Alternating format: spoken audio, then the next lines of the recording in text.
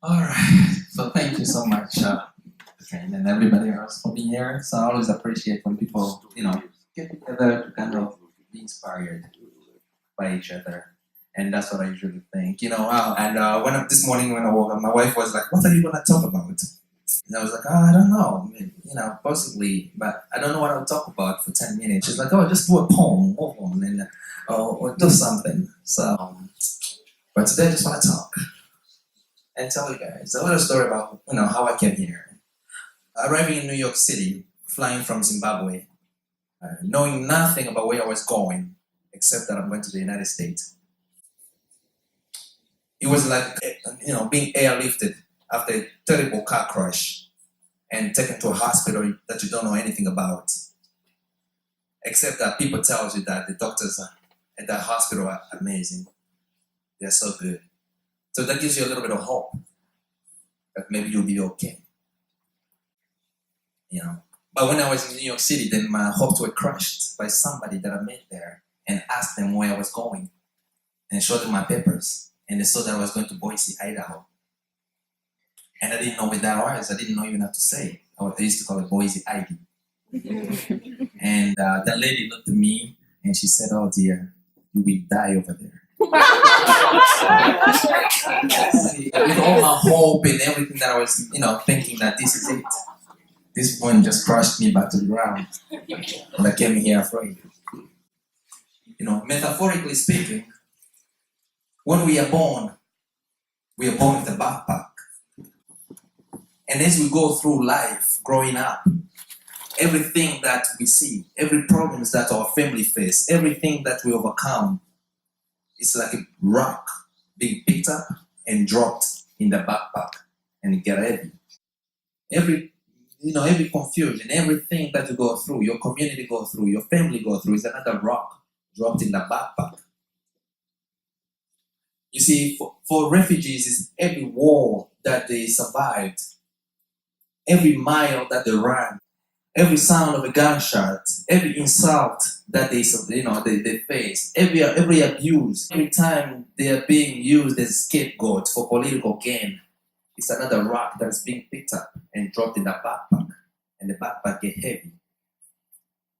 But for some people who are lucky, when they're growing up, they have their parents who carry the backpack for them until they're 18.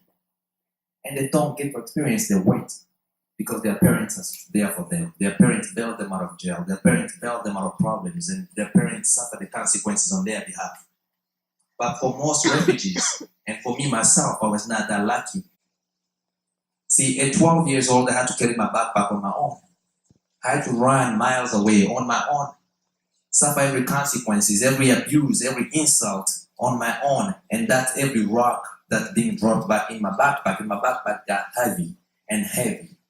See, for 10 years, I was all around Africa trying to find safety, trying to find freedom, trying to find peace, moving from country to country, from refugee camp to refugee camp, being discriminated, abused, and destroyed and imprisoned for no reasons. And those were other rocks that were dropped in my backpack. And my backpack kept getting heavy and heavier and heavier. So when I arrived in the United States,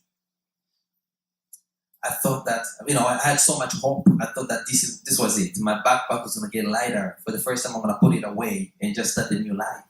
I arrived here, and most Americans will look at me and ask me what I was running for. And like so really, I'll answer them the best way I could and tell them the same thing that the sun is sunning for, the same thing that mothers brought their young ones for. And for others, the same thing that they say that Jesus came for: peace, freedom, love. That's what I wanted here. But when I arrived, that's not what I got. For sure, that lady was right. When I arrived in Boise, it was a different place. There were people who were mean to me just because I was a refugee. Just because I was black. Just because I was from Africa. Just because I spoke with an accent. There were people who were mean to me. And my backpack that I thought I was going to leave away and start a new life, it came back on my back. And all those insults that I suffered when I arrived in Boise from all these people became new rocks that were being put in my backpack. And coming from where I was coming from, my backpack was already full. There was no more space. So the new problems that I faced here, I had no space to put them in my backpack. So I had a nervous breakdown. And I ended up in a mental clinic. And I was hospitalized there. And when I regained my consciousness a week later, it looked like I was locked down. They didn't allow me to leave the hospital. They thought I was crazy. I was mad. I was out of my mind, and I would do something terrible if they let me out. But I knew I was all right. I knew that I just let people get to me. I just let people's insults, people's misunderstanding of me get to me. But I fought my way. I stood tall because I knew myself. I knew that I was all right, and resisted and fight with the system so they could let me out. I refused to take their medication. I refused to be treated like a mentally ill man because I knew I was all right. And finally, they let me sign papers and let me out of the hospital. But they gave me some homework to do, to go and do counseling, to go and do this and this and this and that, to be responsible for everything that I do outside because they thought I was that crazy. But I knew I was not. So when I got out, I knew I was starting to look back. I realized that I spent most of my time, thinking of what I was going to be or what I was going to do and what it is right now rather than looking at what we've accomplished. I realized that this is a new time. This is a new year. We've accomplished so much where I was from. I came from a war-torn country. There's no war here, even though I'm being discriminated now, but I've already survived the war. You see, we are in a new time. We usually try to suffer about what people say about us or how people discriminate or think of you, but we've accomplished so much. So I didn't want to dwell on what is happening right now. I wanted to dwell on what I've accomplished and look forward to what I could do better. So I realized that I should create a new community for myself, a new environment, a new place for me. So I started creating and changing my world. But then I realized that calling it a world, like people usually say, I want to change the world, is usually misleading. So I wanted just to create a community, change my community.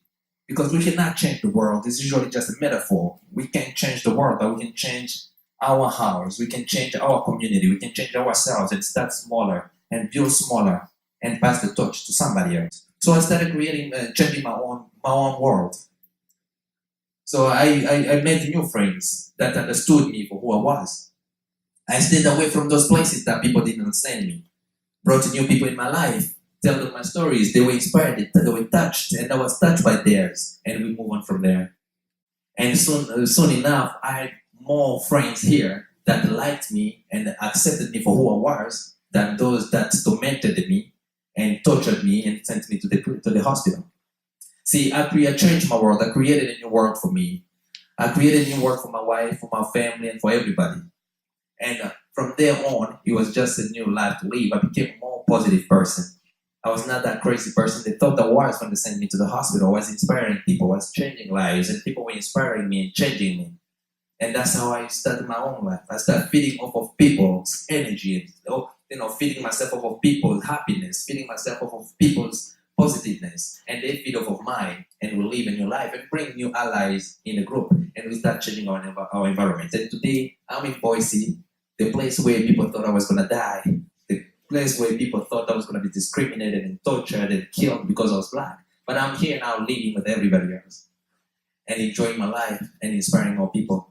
And that's how I got to be here. That's how I got to be here. And I'm working hard now to try to change, things for people going forward. Thank you so much.